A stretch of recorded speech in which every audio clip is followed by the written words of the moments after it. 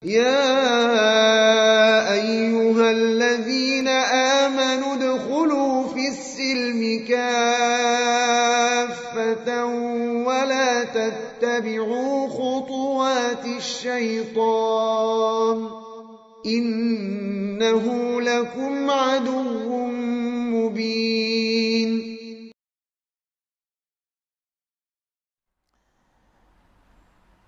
Di antara dalil yang menjelaskan hadis Ibnu Mas'ud radhiyallahu anhu yang diriwayatkan oleh Imam Ibnu Khuzaimah di dalam At-Tauhid, Al-Baihaqi dalam Al-Asma' wa Sifat. Sebuah athar dari Ibnu Mas'ud radhiyallahu anhu, beliau menjelaskan, bainas sama'id dunya wallati taliha 500 amin. Antara langit dunia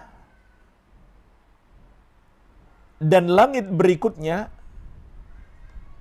adalah 500 tahun perjalanan. Wa baina kulli sama'in 500 amin. Dan setiap langit sampai ke langit berikutnya juga 500 tahun perjalanan. Wa bainas sama'is sabi'ah wal kursi 500 amin. Dan di antara langit yang ketujuh dan kursi Allah juga 500 tahun perjalanan. Menunjukkan kursi Allah ada di atas langit yang ketujuh. Wa bainal kursi wal ma' 500 amin. Sedangkan antara kursi dengan air yang ada di atasnya adalah 500 tahun perjalanan. Air inilah yang disebutkan dalam surat Hud ayat ke-7. Wal arsh fawqal ma', dan arsh Allah di atas air tersebut. Wallahu fawqal arsh la yakhfa alaihi syai'un min a'malikum. Dan Allah berada di atas arsh, namun tidak ada yang tersembunyi bagi Allah sedikit pun dari amalan-amalan kalian. Secara jarak sangat jauh antara kita dengan arsh dan Allah di atas arsh. Tapi Allah Maha mengetahui semua yang kita lakukan di muka bumi ini. Para ulama menyebutkan athar ini sahih. Ibnu Qayyim mensahihkan, begitu pula Az-Zahabi dalam Al-Ulu dan juga Syekh Al-Albani rahimahullah. Walaupun ini dari ucapan Ibnu Mas'ud, bukan dari Nabi sallallahu alaihi wasallam, tapi dia dihukumi seperti ucapan Nabi sallallahu alaihi wasallam. Dia dihukumi marfu' hukman, disamakan atau dihukumi sebagai hadis Nabi sallallahu alaihi wasallam. Kenapa? Karena penjelasan tentang perkara gaib seperti ini nggak mungkin sahabat berijtihad, kecuali dia dapatkan itu dari Nabi Muhammad sallallahu alaihi wa ala alihi wasallam. Iya.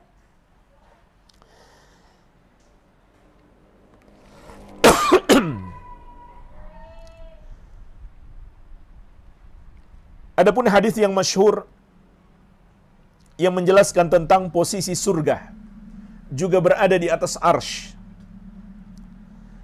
diriwayatkan oleh Al-Bukhari dari Abu Hurairah radhiyallahu anhu. Rasulullah sallallahu alaihi wasallam bersabda, "Idza sa'altumullaha fasaluhu al-firdausa." Kalau kamu meminta kepada Allah, maka mintalah surga Firdaus. Fa innahu awsatul jannah wa a'lal jannah. Karena sesungguhnya Al-Firdaus itu adalah surga yang paling tengah dan yang paling tinggi. Wa fawqahu arsyur rahman.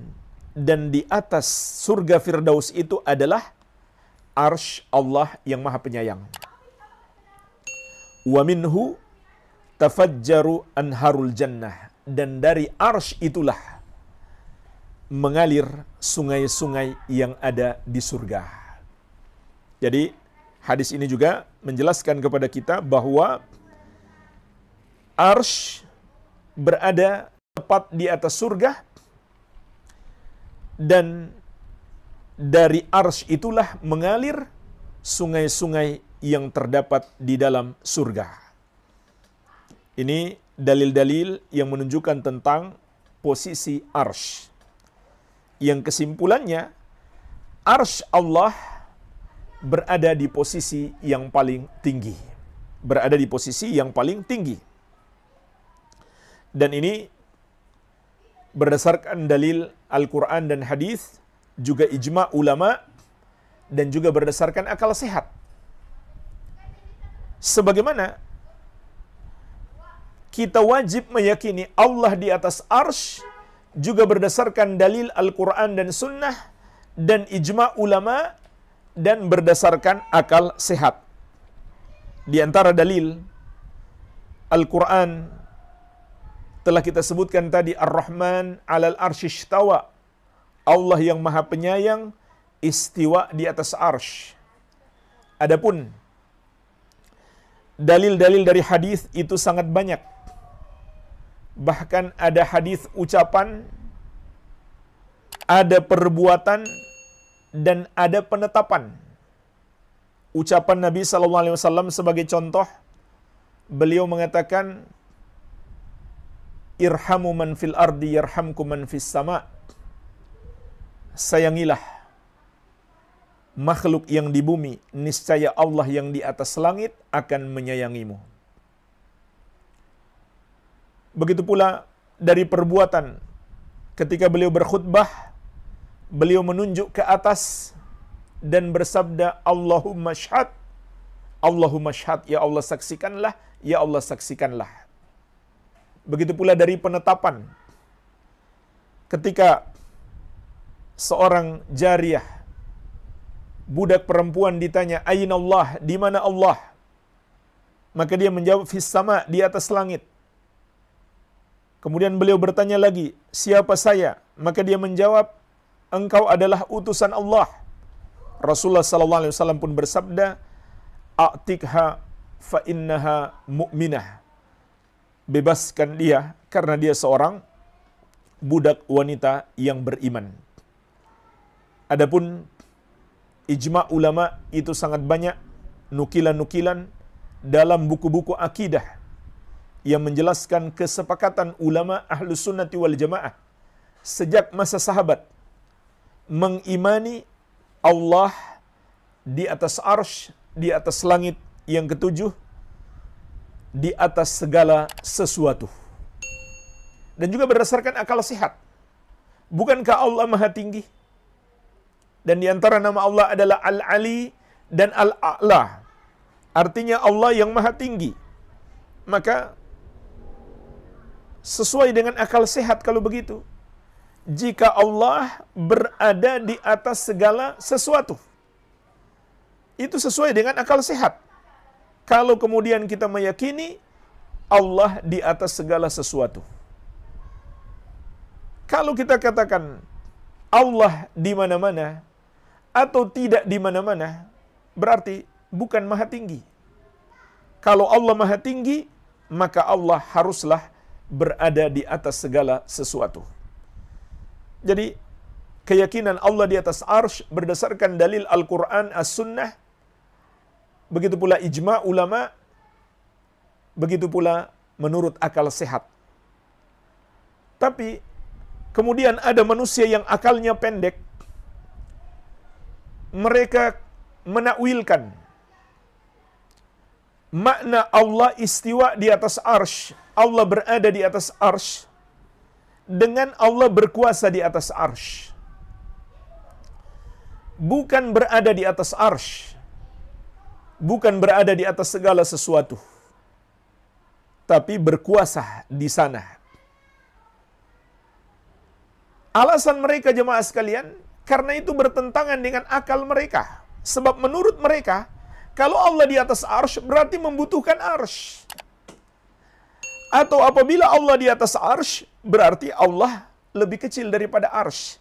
Inilah jemaah sekalian akibat mencoba untuk menggunakan akal kita yang pendek untuk memahami sifat Allah dan meninggalkan apa yang telah Allah kabarkan dalam Al-Quran dan yang telah dikabarkan oleh Nabi SAW dalam Al-Hadis, dan tidak pernah ditakwilkan seperti itu oleh para sahabat. Jadi jemaah sekalian, itu logika mereka. Maka kita katakan itu bukan logika yang benar. Maka sama sekali tidak berkonsekuensi apabila Allah di atas arsy berarti membutuhkan arsy, atau Allah lebih kecil daripada arsy. Sama sekali nggak demikian. Faktanya, jemaah sekalian, buktinya, berapa banyak makhluk berada di atas yang lainnya, padahal yang di atas lebih besar dan tidak sama sekali membutuhkan yang di bawah. Sebagai contoh, yang setiap hari kita saksikan adalah langit. Kita katakan langit di atas bumi, tapi ternyata langit jauh lebih besar daripada bumi. Dan langit tidak membutuhkan bumi. Langit tidak pula menempel ke bumi. Maka itu antara makhluk dengan makhluk. Bagaimana lagi antara Allah dengan makhluk? Oleh karena itu, tidak boleh pula kita mengatakan Allah menempel di arsy, karena Allah tidak mengatakan seperti itu. Katakan saja Allah di atas arsy. Maka Allah sama sekali tidak membutuhkan arsy. Dan arsy itu sangat kecil, tidak bisa sedikit pun dibandingkan dengan Allah yang maha besar. Tentu kalau dibandingkan dengan Allah, maka arsy itu menjadi sangat kecil, walaupun dia adalah makhluk yang paling besar. Ini logika yang lebih sehat, yang sesuai dengan dalil. Karena bukankah Allah telah mengatakan laisa kamitslihi syai'un wa huwas samiul basir? Tidak ada yang serupa dengan Allah, dan dia maha mendengar lagi maha mengetahui. Dan dia maha mendengar lagi maha melihat. Jadi jemaah sekalian, ini bukan logika yang benar. Jadi hanya berdasarkan logika mereka bahwa kalau Allah di atas arsy berarti membutuhkan arsy. Kalau Allah di atas arsy berarti lebih kecil daripada arsy. Lalu kemudian mereka menolak untuk mengimani Allah di atas arsy. Padahal sama sekali tidak berkonsekuensi seperti itu, kecuali menurut akal mereka yang pendek yang tidak berdasarkan dalil. Oleh karena itu jemaah sekalian, tidak pernah kita dapatkan para sahabat menakwilkan istiwanya Allah di atas arsy menjadi berkuasa di atas arsy. Tidak pula pernah sahabat mengatakan Allah tidak di mana-mana atau Allah di mana-mana. Sahabat hanya berkata seperti yang dikabarkan di dalam Al-Quran dan hadis Nabi SAW. Bahkan jemaah sekalian, dalam semua ayat-ayat yang berbicara tentang sifat Allah, para sahabat tidak menakwilkan sedikit pun. Silahkan cari semua riwayat yang sahih dengan sanad yang sahih dalam penafsiran-penafsiran. Apakah ada satu saja sahabat menafsirkan sifat Allah? Tidak ada. Sampai-sampai kata Syekhul Islam, saya sudah membaca, meneliti lebih dari 100 tafsir, baik yang besar maupun kecil. Tidak saya dapati seorang pun sahabat menakwilkan ayat-ayat tentang sifat-sifat Allah Subhanahu wa ta'ala. Makanya orang-orang yang menakwilkan sifat-sifat Allah, termasuk mengingkari Allah di atas arsy, mereka tidak mungkin bisa mengatakan akidah kami akidah sahabat. Mereka pun tidak bilang demikian. Paling mereka mengatakan akidah kami akidah Abul Hasan al-Asy'ari.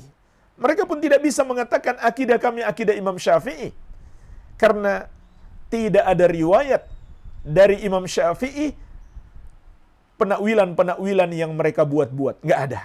Satu pun nggak ada. Nggak ada riwayat dari Imam Syafi'i penakwilan-penakwilan yang mereka lakukan terhadap sifat-sifat Allah. Jadi jangankan akidah sahabat, akidah Syafi'i saja nggak mungkin mereka bisa bernisbat kepada beliau. Paling mereka hanya bisa mengatakan ini akidahnya Abul Hasan Al-Asy'ari atau Abu Mansur Al-Maturidi, atau yang lebih tinggi lagi atau lebih mendahului daripada mereka berdua, akidahnya Mu'tazilah, dan sebelumnya akidahnya Jahmiyah. Mereka hanya bisa mengatakan seperti itu. Nggak bisa mereka mengatakan ini akidah Imam Syafi'i, apalagi akidah para sahabat radhiyallahu ta'ala anhum ajmain. Karena mereka nggak mungkin bisa membuktikan satu riwayat dengan sanad yang sahih bahwa Imam Syafi'i maupun para sahabat menakwilkan seperti yang mereka takwilkan. Jadi jemaah sekalian, ini termasuk keyakinan ahli sunnati wal jamaah. Mengimani Allah di atas arsy, namun Allah tidak membutuhkan arsy sedikit pun.